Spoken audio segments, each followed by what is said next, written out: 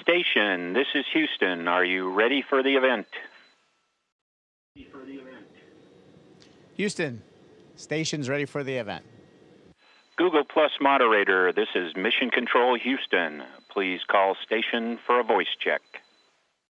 Station, this is the Google Plus Hangout. How do you hear me? Google Plus Hangout, International Space Station, we have you loud and clear aboard.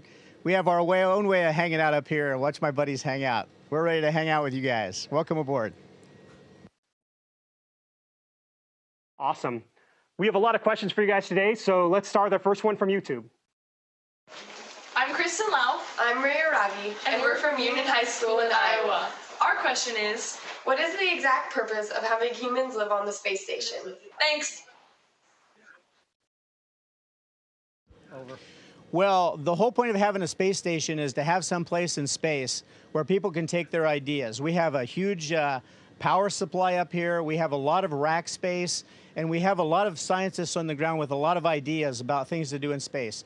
We have literally hundreds of experiments going on right now as we're working up here. And the space station really offers a lot of flexibility to us that you wouldn't have. If you wanted to put an experiment in space and you didn't have a space station, I don't know where you'd put it. Right next to us is a rack. Yesterday we took an experiment out of it called In Space, which is looking at special magnetic fluids that can change the way we have really changed the operation of braking systems, and maybe have applications to seismic dampers and stuff for earthquake zones. Many good offsets from that particular experiment. And we finished it out yesterday, and we're going to put in a new experiment next week that's coming up on Dragon. And it'll look at a completely different kind of thing. It'll look at the way metals form in zero gravity, and it's very important for us to look at the way the crystals form because it can make things very much stronger. And so these are things that can only be done in zero gravity, and we have no lack of ideas of things to do up here, and we're here to facilitate it. Thanks. We're going to take our next question from YouTube. It's Simon Drubel, who asks, do you sometimes see falling stars in the atmosphere from the space station, or is it frequent, or do you see stuff like satellites in orbit? Thank you, from Belgium. As a matter of fact, shooting stars we do see, there's one big difference. They're below us instead of above us. So when we're looking down at the Earth, we can see a little shooting star. Usually you don't see much movement other than the Earth slowly going by you. And so when it really catches your eye when you see a shooting star, a lot of movement there in the atmosphere. It's very beautiful. We don't see other satellites typically because we're all going very fast, 17,500 miles an hour. And if one's in an orbit near ours, in a slightly different orbital plane, we pass by each other very quickly. I've heard some astronauts have seen some go by, but it's a very rare event. Great question. All right. Thank you. Why don't we take the next question on YouTube? I'm Destin from Huntsville, Alabama. This is Sadie and Spotsy. On the International Space Station, if you're free-falling in one position without touching anything with no spin, is it possible to wiggle in such a way that you're able to rotate to a different angular position and then stop? On Smarter Every Day, we demonstrated this with a high-speed camera and a cat, who is a non-holonomic system and can do this by extending his legs, arching his back, and twisting in a very specific pattern. So can humans do this on orbit? You want to say hey to the astronauts? Hey. Thank you. We look up to you guys. Okay, well, that's a great question. We don't have any cats on board, but we have a medical doctor who maybe can try to demonstrate the next best thing to a cat. So he's going to try to demonstrate for you. Yes, indeed, you can do this. So he's going to get out here and stop himself in open space, and he's going to show you how he can turn himself around. So he can't change his angular momentum, but he can change his body position and move himself to an orientation. So I hope you believe that what you saw happen with the cat isn't a mystery and that it can happen in space too. Great question. Thanks. Here's a kind of timely question from Facebook. Ian Becken asks, what was the first emotional reaction of the crew when they realized a few days ago that the S-band comm was lost and they weren't able to talk to the ground anymore, just over Russian ground sites? Are there any procedures to keep calm in those situations, or does training experience kick into action? We trained individually as astronauts for many, many years, and we've trained together as a crew for several years as well. So really, we're ready for all sorts of things to happen. What happened just a couple of days ago was really not that big a deal. We lost communications with the ground, but the space station is a robust, tough spaceship, and it kept just going around the world and all of its systems running just fine.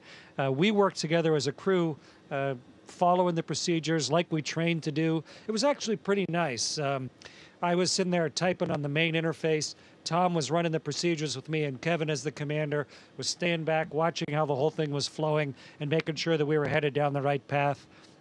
The people on the ground were scrambling and working hard, and it wasn't until we came around the world and up and over top of Russia, where we can talk directly from an antenna on the ground to our antennas on board, that then we could compare notes, see where we were, and eventually we got everything together, and after just a couple orbits, we got the computers talking to the antennas properly so we could talk to the ground. So it wasn't any sort of panic or anything. It was just us dealing with a problem on the ground and our crew dealing with a problem on board, working like we've been trained, working together as a team with a successful result. It was things that happen in space. Thank you. Why don't we take our next question on YouTube? Hi, my name's Neil Bramson. I'm a teacher at New South Wales, Australia. My students have been following the Expedition 34 crew progress on Twitter, Facebook and Google Plus now. And my question relates to social media. How do you feel as astronauts now that your communication methods have changed through the use of the likes of Twitter and Facebook, and the impact that you now have on the global public in terms of space and space education? Secondly, how do you feel as social media stars? Thanks very much.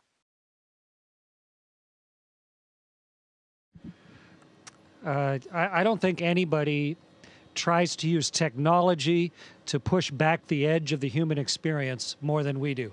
I mean, look where we live and what we're doing, how we're making this happen.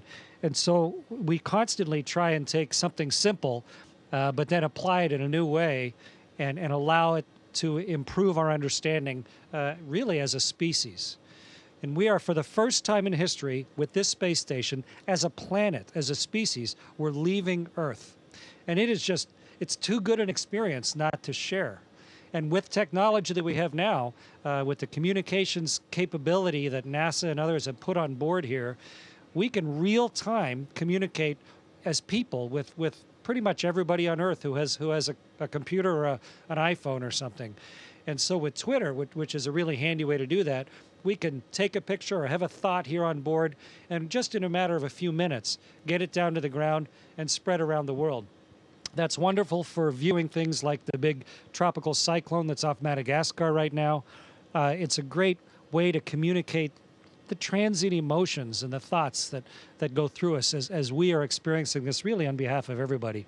And as far as being a media star, I mean, this is just a really rare human experience. And we've worked hard to get here, but at the same time, we know just how lucky we are to be here. And I think it's important to try and share it with as many people as possible.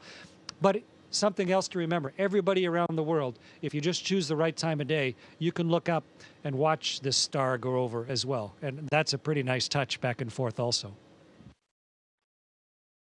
Thanks. We'll take another one from social media. I'm not sure if you guys have thought about this or not, but it's something I don't think I've heard asked before. It's on Twitter, @Nozelbar asks, which scientists of the past would you like to take into space, like Galileo, Kepler, et cetera?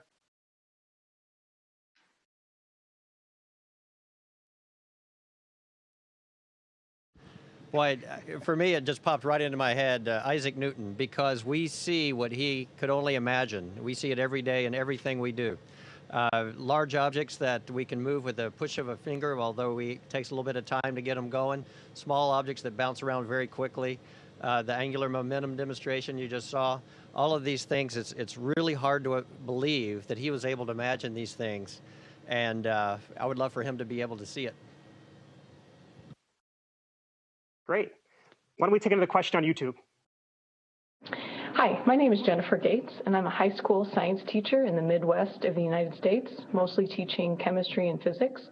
And my question for you is, what's the most important thing that they should be learning and focusing on understanding at this time, in terms of perhaps working in science later?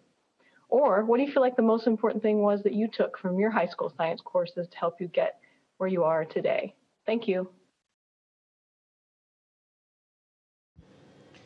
Well, that's a great question. I wish I could have taken everything in high school twice, actually, because there is so much information there for students at that time, and I know that's a really tough time in their lives and everything. And it is almost overwhelming, all the subjects that are offered to you and the choices that are offered to you at that time. I loved math and I love physics, and I happened to have a very enthusiastic physics teacher who just made me, I just couldn't wait to go to class every day. And we talked about things like, Newton's laws and that sort of thing. And like Tom just mentioned, we get to see him up here in action, and their advanced phases and stages as well, like in orbital mechanics and those sorts of things. So that's the one that really piqued my interest. But we have a life support system on board that's very chemistry intensive, and we talk chemistry almost every day. We use mathematics every day. It's very important in mission control, too, for the people who support us. Trajectories to get up. I'm going back to Earth in about 3 weeks, and there are some brilliant mathematicians working on putting me in a very small spot in Kazakhstan. So there are people working, waiting there for me, and they're doing calculus, and they're running it backwards so that they can integrate all the way back to the ground and get me to the right place on the ground. So it's a lot of complicated science to make this all work. There's medical, you can see Chris has got a special thing on his head today. The medical science is very important to us and what we're doing on Space Station. And no matter what you like, what your field is, you can find an area in that applies to spaceflight for sure. So just take all of them that you can and learn as much as you can about all of them. You'll probably need them all if you're going to end up in the space business, and you might need them all in almost any business you end up in. So take advantage of it. Why don't we take another question on YouTube? My name is Fraser Kane, and I live on Vancouver Island, Canada. And my question is for Chris Hadfield, who's been delivering all these beautiful photographs from space. And my question is, how does being on the International Space Station change your photography technique with the microgravity, the very harsh exposures, the very distant objects that you're trying to focus on, and perhaps the low light conditions? Thank you very much. Hey, thanks, Fraser. And I used to live on Vancouver Island as well. It's a beautiful part of the world and nice part of Canada. Taking pictures up here, especially outside, is quite complex at first. Fortunately, we have really good instructors down on Earth, some really good trainers who taught us, prepared us, gave us a lot of good tricks. The weird part about it is space is so incredibly black, so incredibly dark. It's a bottomless pit of deep black, almost so deep it almost has a texture when you look at it. And when you have that in part of your picture, and then the world reflecting the sunlight, especially the tops of clouds somewhere else, it's very difficult, at least for people who aren't professional photographers, to try and balance that and get a picture that looks good both ways. And the advantage of being in space, though, of course, we have cameras with fairly typical lenses on them, but we can get right out to 400 or 800 millimeter lenses, and they're weightless. We don't need a tripod. So every photographer in the world would love to have that much glass out in front of their eyes and not have to hold it up or not have to balance it. The best part is, even though we're not photographers by trade, of course, we have some really good professional photographers who train us, and we have a vantage point up here, a perspective that is absolutely unparalleled. So we do our best to take pictures of it. Thanks. Yeah, I'm not sure there's a bad shot of Earth from Space Station. The next question from social media is on Google+. It's from Hippiness Wins. And the question is, astronaut Marshburn Ford Hadfield, good morning. And what is that on Chris Hadfield's forehead?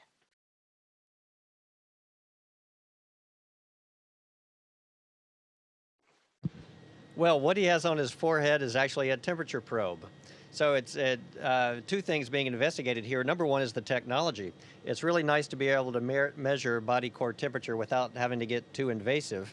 And so what that's doing is he's got another one on his chest and is measuring his core temperature. And the reason why they're doing that is your body temperature, the core temperature, is a good indicator of how your body cycle is moving, your circadian rhythm.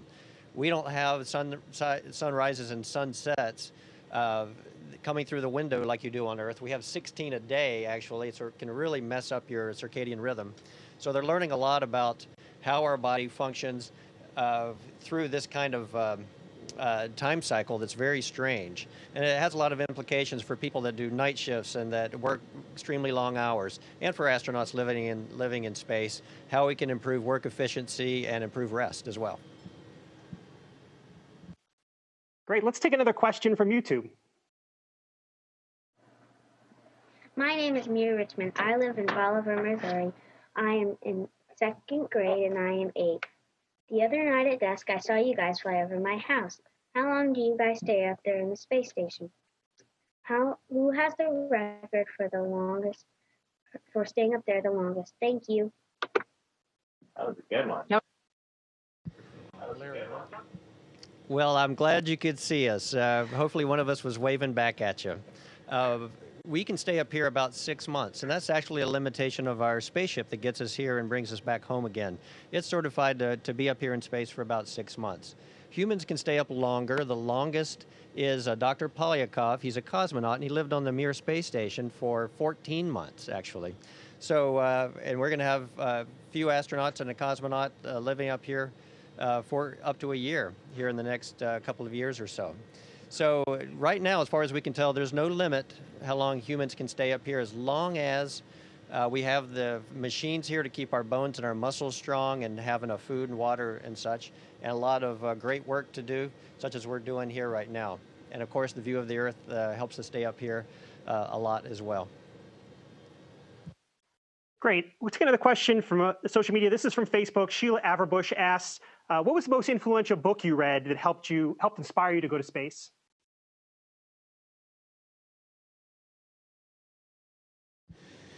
Well, I actually was inspired to pursue becoming an astronaut because of a book I read when I was about 13 or 14 years old by an astronaut named Michael Collins, who was part of the Apollo 11 crew. Me too. And it was called Carrying the Fire. And it was a fantastic account of his early life as a pilot and test pilot. And I just really fell in love with that profession because of that book. And of course, what he did was one of the most magical things that's happened in the course of human history, as far as I'm concerned, with the trip he took to the moon with Neil Armstrong and Buzz Aldrin. So that's what inspired me, that particular book. After that, I read lots and lots more that just inspired me further, but that was really the one that set it all off. Great answer. Why don't we take another question from YouTube? We have a couple more minutes before this portion of the event concludes. Hello, astronauts of the International Space Station. My name is Carolina Morales, and I'm a student of the Neil Armstrong Institute in Monterrey, Mexico. On behalf of my classmates, we would like to ask you the following question. How are you prepared to face medical emergencies in the space station? How do you treat regular sickness, and what do you do in case you need surgical attention? Thank you very much.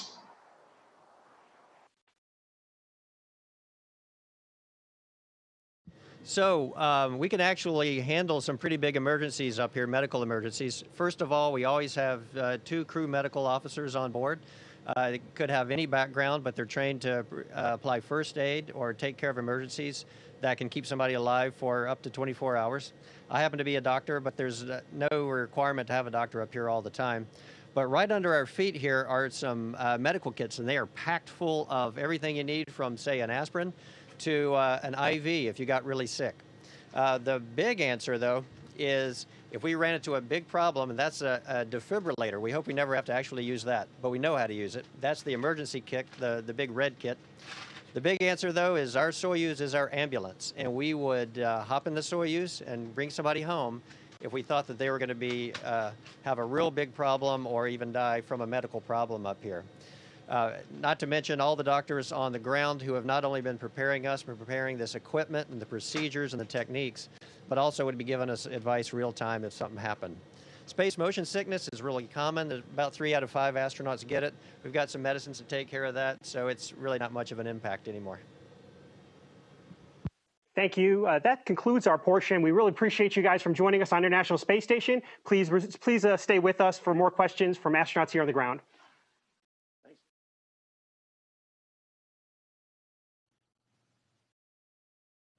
Station, this is Houston ACR. Thank you. That concludes the event. Thank you, Google Plus Hangout participants and NASA social media guests. Station, we are now resuming operational audio communications.